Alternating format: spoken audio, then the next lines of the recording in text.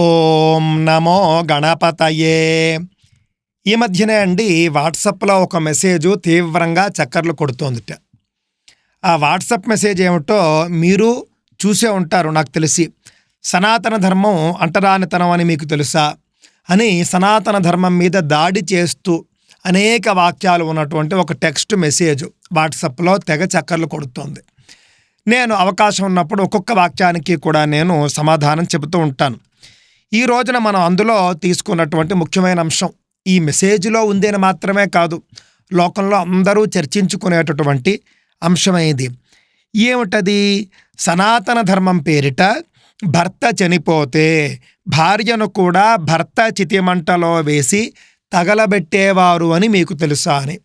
అంతేనండి, ఇక దాడి చెయ్యండ్రా అంటే ఇంకా లేనివి ఉన్నవి అన్నీ కూడా కలగలిపి వాళ్లకు కావలసినవి కొన్ని అందులో కలిపేసి వాటిని మరింత వక్రీకరించి విస్తృతి చేసి ఇష్టానుసారం రాసి పడేస్తారు. ఏ విధంగా అయితే మన రంగనాయకమ్మ గారు రామాయణాన్ని ఒక పుస్తకంగా వ్రాసారో అదే విధంగా నిజంగానే భర్తలు మరణించినప్పుడు భార్య జీవించి ఉండగానే వద్దు వద్దు అని ఏడుస్తూ ఉంటే, ఏడిచి పెడబొబ్బలు పెడుతూ ఉంటే బలవంతంగా ఒక 10 మంది కలిసి భర్త చితిలోకి భార్యను బలవంతంగా తోసేస్తున్నట్లు ఒక చిత్రాన్ని మనం ఒక సన్నివేశాన్ని ఊహించుకున్నాం అనుకోండి, ఎంత దారుణంగా ఉంటుంది.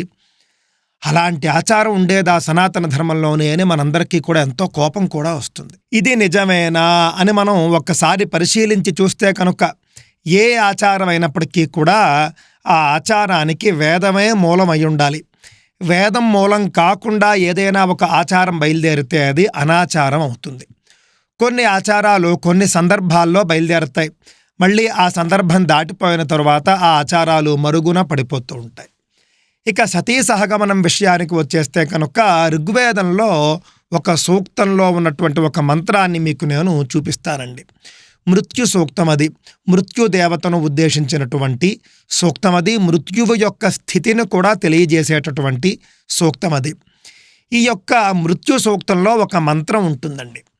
ఉదీర్ష్వనార్యభిజీవ లోకం గతాసు మేతముపాశేష ఏహి హస్తగ్రాభస్యాదిధిషోస్తవేదం పత్యుర్జనిత్వమభిసంబాభూత. ఈ మంత్రం అండి ఋగ్వేద సంహిత 10వ మండలం 18వ సూక్తంలో 8వ మంత్రం. మీరు కూడా చూడొచ్చు. ఈ మంత్రానికి అర్థం ఏమిటండి? ఒక్కసారి మనం ఈ మంత్రానికి అర్థం ఏమిటి అని చూస్తే కనుక మృతుడి పత్నిని ఉద్దేశించి వేదం మాట్లాడుతోంది. అంటే ఒక ఆయన చనిపోయాడు, చనిపోయినటువంటి వ్యక్తి యొక్క భార్యను ఉద్దేశించి వేదం చెబుతోంది. ఏమంటోంది? మృత పత్ని అని సంబోధిస్తూ ఉన్నది. ఓ చనిపోయిన వాడి పత్ని అని సంబోధిస్తూ పుత్రాదులను, అంటే పుత్రుడు మరియు పౌత్రుడు, పుత్ర పౌత్రాదుల్ని అని అర్థం. పుత్ర పౌత్రాదుల్ని గృహాన్ని గురించి ఆలోచించుము. ఇక్కడి నుండి లెమ్ము, ఇచట నీ పతి గతించినాడు, నీవు వృథాగా అతని వద్ద పడి ఉన్నావు. పాణిగ్రహణ గర్భధారణాదులు చేయించినటువంటి నీ పతితోడ నీవు స్త్రీ కర్తవ్యాన్ని నిర్వహించినావు. పతి మరణం ధృవపడింది, ఇంటికి మరలుము అని ఉన్నది. దీనికి ముందుగా మనం సంస్కృత భాష్యం ఏముందో చూద్దామండి. సంస్కృత భాష్యం సాయణాచార్యులు విద్యారణ్య స్వామి వారు రాసినటువంటి సంస్కృత భాష్యాన్ని మనం చూసామనుకోండి. సంస్కృత భాష్యంలో కూడా ఇదే విధంగా ఓ మహిళ మృతస్య పత్ని అని సంబోధిస్తూ జీవానాం పుత్రపౌత్రాదీనాం స్థానం గృహం అభిలక్ష్య అస్మాత్ స్థానాత్ ఉత్తిష్ఠ అపక్రాంతమరణం తస్య సమీపే స్వపిషి ఆగచ్చ యస్మాత్వం పాణిగ్రహణం కుర్వతః గర్భస్య నిధాతుః అస్య సంబంధాతో ఆగతం జాయాత్వమభిలక్ష్య బభూథ సంభూతాసి అనుమరణ నిశ్చయం అకార్షీః తస్మాత్ ఆగచ్చ. దాదాపుగా ఇందాక మనం తెలుగు అర్థం ఏదైతే చెప్పుకున్నామో దాంతో సమానంగానే ఈ అర్థం ఉన్నదండి. అంటే దీంతో సమానంగానే అది ఉంది అని చెప్పాలి. దీని ఆధారంగానే అది వ్రాసి ఉంటారు కాబట్టి. ఇంతకీ ఈ మంత్రం యొక్క సారాంశం ఏమిటి అనంటే కనుక భర్త మరణించాడు.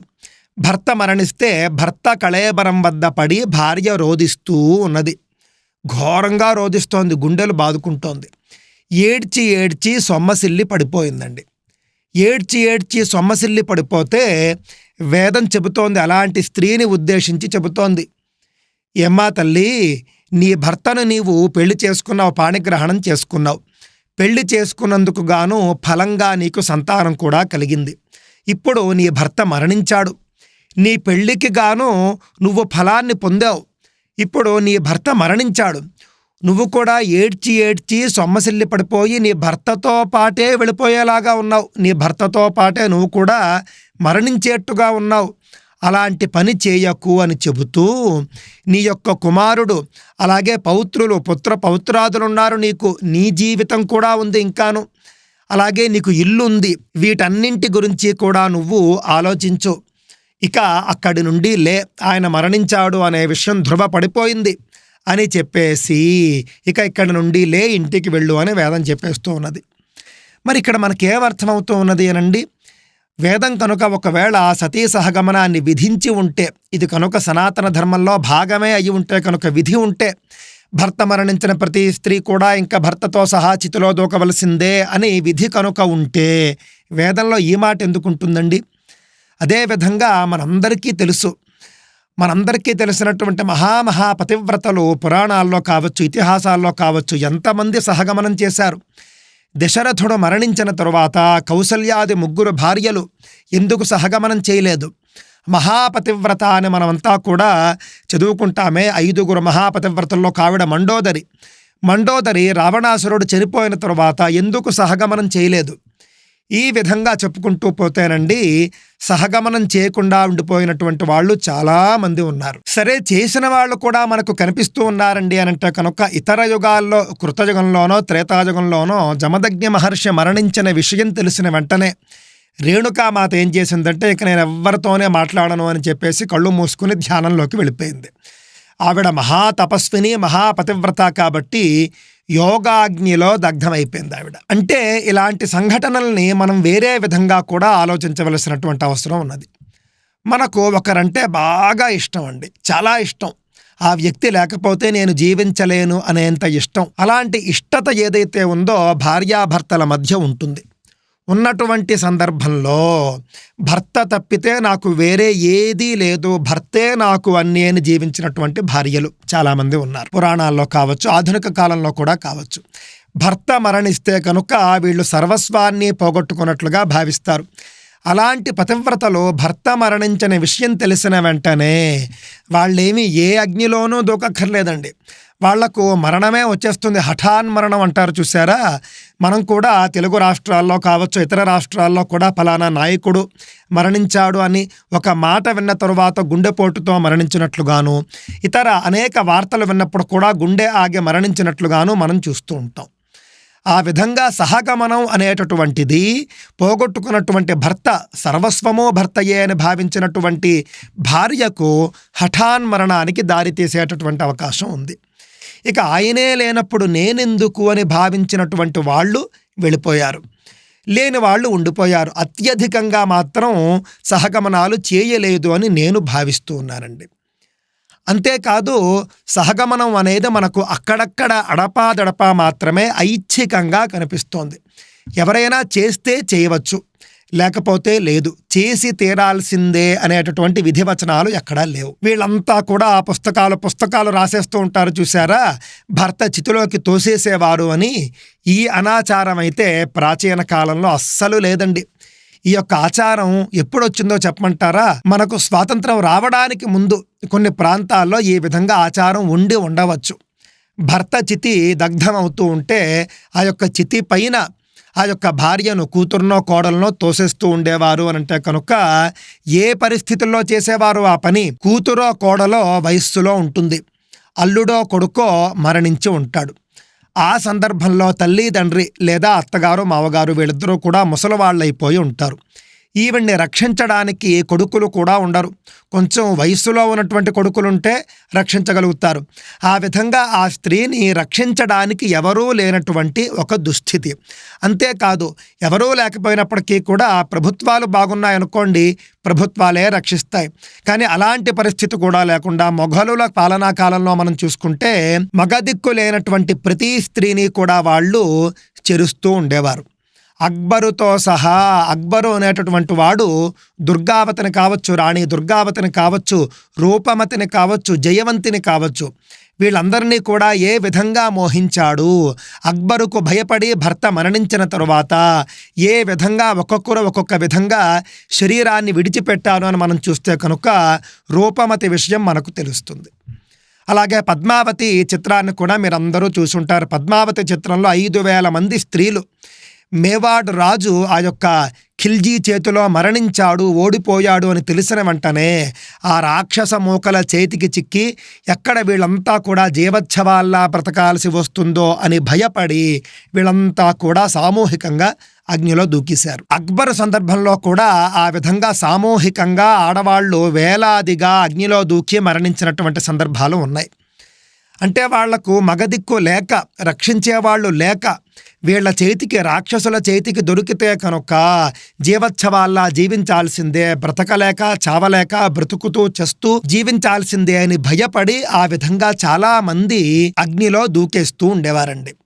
అదే విధంగా మా అల్లుడు పోయాడు, లేకపోతే మా అబ్బాయి పోయాడు, ఈ యొక్క అమ్మాయి పాపం ఒక్కరితే ఉండిపోయింది, దీని రక్షణ మేము చూసుకోలేము, వీళ్ళెవరైనా కనుక దీనిని చూస్తే వీళ్ళెవరి దృష్టి ఈ అమ్మాయి మీద పడితే, ఆ రాక్షసుల దృష్టి అమ్మాయి మీద పడితే కనుక అంతే సంగతులు, కావున అలా మేము జరగనివ్వము, మాకు శీలమే ముఖ్యము, మాకు ఆత్మాభిమానమే ముఖ్యము అని కన్న కూతుళ్ళనైనా కోడళ్లనైనా కూడా వీళ్ళే ఏడుస్తూ బాధను దిగమింగుకుని ఆ విధంగా తోసినటువంటి సందర్భాలు ఉన్నాయి.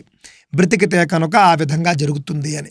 ఆ విధమైనటువంటి పరిస్థితి సామాజికంగా వచ్చింది, అంతేకాని మన గ్రంథాల్లో ఉండడం వల్ల రాలేదు అనే విషయాన్ని దృష్టిలో పెట్టుకోవాలండి. సహగమన విధి మొదలైనటువంటి విషయాలు కూడా మనం చూస్తేనండి యాజ్ఞవల్క్య స్మృతిలోనూ మనుస్మృతిలోనూ కనిపించటం లేదు, కానీ పరాశర స్మృతిలో కనిపిస్తోంది. కలవు పారాశర స్మృతి అని చెప్పడం ద్వారా కలియుగంలో మాత్రమే ఆమోదయోగ్యంగా చెప్పబడినటువంటి పరాశర స్మృతిలో మాత్రమే ఈ విషయం ఎందుకు వచ్చింది అని అంటే కనుక కలియుగంలో ఈ మ్లేచ్ఛుల యొక్క బాధలు మనకు ఎక్కువ కాబట్టి ఆ 1000 ఏళ్ల పాటు వాళ్ళు పెట్టినటువంటి బాధలను దృష్టిలో పెట్టుకుని సామాజిక పరిస్థితుల దృష్ట్యా పరాశర స్మృతిలో ఈ యొక్క నియమం వచ్చి చేరి ఉండవచ్చు అని నేను భావిస్తూ ఉన్నాను. యాజ్ఞవల్క్య స్మృతి అత్యంత ప్రామాణికం కదండి. యాజ్ఞవల్క్య స్మృతిలో మనకు కనిపించదు. మనుస్మృతి కృతయుగంలో ఆచరింపబడింది, అందులో కూడా మనకు కనిపించదు. అందుకే కదా దశరథుడి తర్వాత వాళ్ళ ముగ్గురు కూడా సహగమనం చేయలేదు, రావణాసురుడి తర్వాత మండోదర సహగమనం చేయలేదు. ఈ సందర్భంగా మీ అందరికీ కూడా నేను ఒక కథను చెప్పదలుచుకున్నానండి. తిమ్మమ్మ మర్రిమాను అని మీ అందరికీ కూడా తెలుసు. అనంతపురం జిల్లా కదిరి దగ్గరలో ఉంటుందండి తిమ్మమ్మ మర్రిమాను. చాలా పెద్ద మర్రి చెట్టు, 7 ఎకరాలో 8 ఎకరాలో వ్యాపించి ఉంటుంది. 13వ శతాబ్దానికి చెందినటువంటి స్థల పురాణం ఉంటుంది ఆ యొక్క మర్రిమానుకి, చాలా గొప్పగా ఉంటుంది. ఆ మర్రిమాను కథ చెప్పేటటువంటి సందర్భంలో తిమ్మమ్మ అనే ఒక మహాపతివ్రత, ఆవిడ భర్త కుష్ఠువ్యాధిగ్రస్తుడు. భర్త కుష్ఠువ్యాధితో మరణిస్తాడు. జీవించినంతకాలం గొప్పగా సేవలు చేస్తుంది మహాపతివ్రత. భర్త మరణించినప్పుడు భర్తతో కలిసి సహగమనం చేద్దాం అనుకుంటుంది ఈవిడ. 13వ శతాబ్దం నాటి కథ. ఆ రాజ్యంలో అటండి అప్పుడే, అంటే దాదాపుగా 700 సంవత్సరాలకు పూర్వమే సహగమనం నిషేధం అటండి. సహగమనం ఎవరూ చేయకూడదు అని రాజు నిషేధించాట. కానీ అటండి ఎవరైనా మహాపతివ్రతలు, యోగశక్తులు కలిగి ఉన్నటువంటి వాళ్ళు తమ యొక్క మహిమను, శక్తిని నిరూపించుకుంటే కనుక వాళ్లకు మాత్రమే సహగమనం చేయడానికి ఆయన అనుమతి ఇస్తూ ఉండేవాడు. ఆ విధంగా ఈవిడ తిమ్మమ్మ భర్త మరణించిన తరువాత రాజుకు అర్జీ పెట్టుకుంది, నేను సహగమనం చేస్తాను అని. నీ యొక్క ఆ పాతివ్రత్య మహిమను, శక్తిని, యోగ శక్తిని నిరూపించుకోమన్నాడు ఆయన. ఆ విధంగా అప్పుడు 3 సందర్భాల్లో ఆవిడ నిరూపించుకుంటుంది. చచ్చిపోయినటువంటి కాకరపాదును బ్రతికిస్తుంది, అలాగే ఎండిపోయినటువంటి మర్రి సమిధ చేత మర్రి చెట్టును మొలిపిస్తుంది, చచ్చిపోయినటువంటి పావురాన్ని కూడా జీవింపజేస్తుంది. ఈ 3 సందర్భాల్లోనూ కూడా తన శక్తిని చూసిన వాడే మహారాజు సహగమనానికి అనుమతిస్తాడు. అప్పుడు ఆవిడ యోగాగ్నిలోనే ప్రవేశిస్తుంది. కృష్ణుడి అనంతరము అష్టమహిషులు 8 మంది రాణులు కూడా సహగమనం చేశారు అని ఉంది. అందరూ కూడా మహాయోగినులు, వాళ్ళంతా కూడా యోగ శక్తితోనే వెళ్ళిపోయినటువంటి వాళ్ళు. ఇందాక చెప్పినటువంటి సందర్భానికి వస్తుంది ఇది. అంటే కృష్ణుడు లేకపోతే వాళ్ళు లేరు, పూర్తిగా అవినాభావ సంబంధం. కృష్ణుడు ఈ విధంగా వెళ్ళిపోయాడు అని తెలిసిన వెంటనే వీళ్ళింకా లౌకిక దృష్టిని వదిలేశారు. పూర్తిగా వీళ్ళు అంతర్దృష్టికి వెళ్ళిపోయారు. యోగ శక్తితో వీళ్ళంతా కూడా కన్నుమూశారు. ఇది ఒక రకంగా హఠాత్ పరిణామం అని కూడా మనం చెప్పాలి. హఠాన్మరణాలు కూడా కావచ్చు ఇవన్నీ. కావున వేదంలో స్వయంగా ఋగ్వేదంలో భర్త మరణిస్తేనే భర్త శవం వద్ద ఉండి ఏడిచి మూర్ఛపోయే పరిస్థితిలో ఉన్న ఆవిడ్నే ఇక చాలమ్మా, నీ భర్తతో ఇంతకాలము సంసారం చేశావు, నువ్వు సంసారానికి తగిన ప్రతిఫలం కూడా లభించింది, గతించిన వాడి గురించి ఇంక నువ్వు ఏడవాల్సిన అవసరం లేదు, నిన్ను నువ్వు కోల్పోవాల్సినటువంటి అవసరం లేదు, ఇంటికి వచ్చేసేయి, జీవించి ఉన్నటువంటి పుత్ర పౌత్రాదుల్ని ఇంటిని నిన్ను రక్షించుకో, వెళ్ళిపోయిన వాడు ఎలాగో వెళ్ళిపోయాడు అతనితో పాటు నువ్వు వెళ్ళిపోవద్దు అనేటటువంటి సంభాషణ మనకు వేదంలో కనిపిస్తోంది. దాని అర్థం ఏమిటండి? సహగమనాన్ని వేదం ప్రోత్సహించిందనా? సహగమనం అనేటటువంటి సందర్భం వేదంలో మనకు కనిపించడం లేదు. వేదం చాలా ప్రాక్టికల్గా మాట్లాడుతోంది. మనం కూడా అంటూ ఉంటాం కదండి, మనం కూడా చాలా డైలాగులు వింటూ ఉంటాం సినిమాల్లో కూడా, ఏమ్మా పోయినవాడితో నువ్వు పోతావా ఏమిటి అని. అదే విధమైనటువంటి వ్యాఖ్య మనకు వేదంలో కనిపిస్తోంది. కావున మనకు ఏతావాత సారాంశం ఏమిటి అని అంటే కనుక సతీ సహగమనం అనేది సనాతన ధర్మంలో విధి కాదు, విహితం కాదు, చేసి తీరాల్సినటువంటి ఒక ప్రక్రియ కాదు. కానీ అవినాభావ సంబంధం, భార్యాభర్తలు ఆయన లేకపోతే నేను లేను అని భావించినటువంటి యోగశక్తి కలిగినటువంటి మహాయోగినులు మాత్రమే సహగమనం చేసేవారు. అది కూడా ఐచ్ఛికం, ఆప్షనల్. చేయకపోతే వాళ్ళని ఎవ్వరూ ఏమీ అనేవారు కాదు. చేసేవాళ్ళు చేసేవారు, లేని వాళ్ళు లేదు, చక్కగా జీవించేవారు. అందుకే కదండి భర్త మరణించిన తరువాత భార్యలు పాటించవలసినటువంటి ధర్మాలు ఏమిటో కూడా ఎందుకు చెప్పాయి శాస్త్రాలు. సహగమనం చేసి తీరాల్సిందే అని శాస్త్రంలో కనుక విధి ఉంటే కనుక భర్త మరణించిన తరువాత భార్య పాటించవలసినటువంటి నియమాలు, విధులు అవన్నీ ఎందుకు చెప్పారు అంటే సతీ సహగమనం అనేది తక్కువగా మాత్రమే ఆచరణలో ఉన్నట్టు లెక్క కదండి ఇతర యుగాల్లో కూడాను. కలియుగంలో మాత్రం ఎప్పుడైతే మొఘలులు భారతదేశానికి వచ్చారో, మొఘలులు మాత్రమే కాదు, ఎప్పుడైతే స్త్రీకి రక్షణ లేదో అక్కడంతా కూడా సతీ సహగమనం బాగా పెరుగుతూ వచ్చింది. నేను బ్రతికి వీడి చేతికి చిక్కడం కంటే అగ్నిలో దూకి నేను ఆహుతైపోవడం మేలు అని ఆత్మాభిమానం కలిగినటువంటి భారతీయ స్త్రీలు నిర్ణయించుకున్న సందర్భంలోనే ఎక్కువగా ఈ యొక్క సహగమనాలు జరిగాయి. ఈ వీడియో పైన తప్పక మీ అభిప్రాయాలు తెలియజేయండి. నా అభిప్రాయంలో పొరపాట్లు ఉంటే కనుక మళ్ళీ ఇదే అంశం మీద మళ్ళీ ఇంకొకసారి మనం చర్చ చేసుకున్నప్పుడు తప్పక నేను దిద్దుకునే ప్రయత్నం చేస్తాను. స్వస్తి.